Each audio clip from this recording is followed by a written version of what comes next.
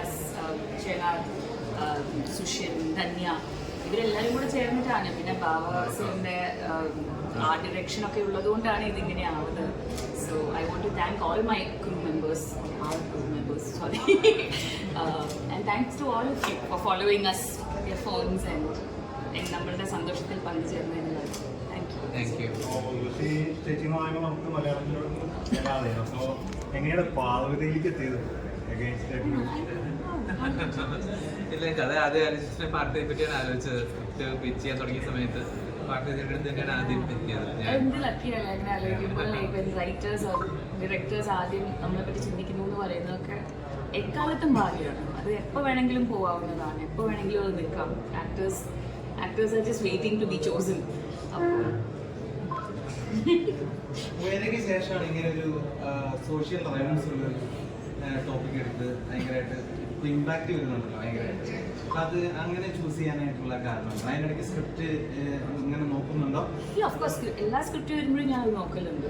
അത് നോക്കിയിട്ട് കണ്ടുപിടിക്കില്ലല്ല, അതിൽ എന്താണ് പറയാൻ ശ്രമിക്കുന്നത് എന്നുള്ളത് മനസ്സിലാക്കാൻ ശ്രമിക്കും. അതുമായിട്ട് യോജിച്ചു പോകുന്നുണ്ടോ എന്ന് നോക്കും.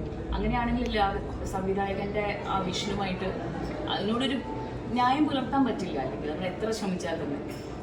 പക്ഷെ എനിക്ക് തോന്നിയിട്ടില്ല ഞാൻ ചെയ്ത എല്ലാ സിനിമകളിലും എന്തെങ്കിലും രീതിയിൽ അങ്ങനെ ഒരു സംഭവം വന്നു കഴിഞ്ഞാൽ അത് സക്സസ് ആണെങ്കിലും സോ കോൾ സക്സസ് അല്ലാതെ പോകുന്നതാണെങ്കിലും ഒരു 100% വിശ്വാസത്തിൽ നിൽക്കുന്ന ഡയറക്ടർ നിൽക്കുമ്പോൾ നമ്മൾ 100% തന്നെ ചേരണം എന്നാണ് ഞാൻ വിശ്വസിക്കുന്നത്. Thank you. ഇറങ്ങിട്ടേ താങ്ക് യു. കരഞ്ഞോ? ഒരുപാട് വെരി പ്രൗഡ് ഓഫ് പാർട്ടി. ഞാൻ ഒരുപാട് ആഗ്രഹിച്ചിരുന്ന ഒരു മൊമെൻ്റാണ് ചേച്ചിയുടെ കൂടെ ആളൊന്ന് ആക്ട് ചെയ്ത് കാണുന്നത്. റിയലി വലിയൊരു ഫിലിം മേക്കറാണ് ക്രിസ്റ്റോ. ആ ക്യാരക്ടേഴ്സ് ഇങ്ങനെ നമ്മുടെ കൂടെ ട്രാവൽ ചെയ്യുന്ന ഒരുപാട് വെരി ഓവർവെൽഡ് ആക്ച്വലി.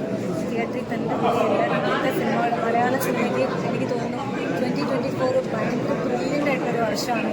ഒരുപാട് നല്ല സിനിമകൾ, ഒരുപാട് നല്ല ഫിലിം മേക്കേഴ്സ് വരുന്നു, പുതിയ ബാനേഴ്സ് വരുന്നു മലയാളത്തിലേക്ക്. ഇപ്പോൾ RSVP പോലുള്ളൊരു ബാനർ ഇവിടെ വന്ന് നല്ല ഇച്ഛാശക്തിയുള്ള നല്ല കഥാമൂല്യമുള്ള സിനിമകൾ ഉണ്ടാവുന്നത് കാണുമ്പോൾ ഒരുപാട് അഭിമാനം. ഈ ഇൻഡസ്ട്രിയുടെ ഒരു ചെറിയ ഭാഗമായിട്ട് വർക്ക് ചെയ്യാൻ പറ്റിയ ഒരുപാട് സന്തോഷം. Proud of quality. Loudest chair in the world for her. ചേച്ചിക്ക് നോ വേർഡ്സ്. ഈ സിനിമ കാണാനുള്ള പ്രേക്ഷകരോട് എന്താ പറയാ? തിയേറ്ററിൽ പോയി ഇങ്ങനത്തെ സിനിമകൾ നമ്മൾ കാണണം. നല്ല സിനിമകളെ എല്ലാ കാലവും നമ്മൾ മലയാളികൾ കണ്ട് കഴിഞ്ഞിട്ട് സ്വീകരിച്ചിട്ടുണ്ട്. ഇതുപോലെയുള്ള കഥകൾ ഇനി ഉണ്ടാവണം, ഇതുപോലെയുള്ള ഫിലിം മേക്കേഴ്സ് വരണം, ഇതുപോലെയുള്ള പെർഫോമൻസസ് എക്സ്പീരിയൻസസ് നമ്മൾ ഡിസേർവ് ചെയ്യുന്നുണ്ട്. അത് 21-ാം തീയതി ആയി എല്ലാവരും കാണാൻ വേണ്ടി വെയിറ്റ് ചെയ്യുകയാണ് ഇപ്പോൾ. Thank you. കണ്ടിട്ട് ആകെ ഇമോഷണലായിട്ടിരിക്കുകയാണ്. പെർഫോമൻസ് വൈസ് ഒക്കെ എങ്ങനെ ഉണ്ടല്ലോ രണ്ടുപേരും? ഭയങ്കര എൻഗേജിങ് ആണ്, ഭയങ്കര ഗ്രിപ്പിംഗ് ആയിട്ട് തോന്നും. ഇതിന് കുറച്ച് സമയം എടുക്കും തോന്നുന്നുണ്ട് പോകാൻ വേണ്ടിയിട്ട്. പാർവതിയുടെ തിരിച്ചു വരവെന്ന് പറയാൻ പറ്റും. ആക്ടേഴ്സ് അല്ലേ ലൈവായിട്ടുണ്ട്, അലീവായിട്ടുള്ള ആക്ടേഴ്സ്.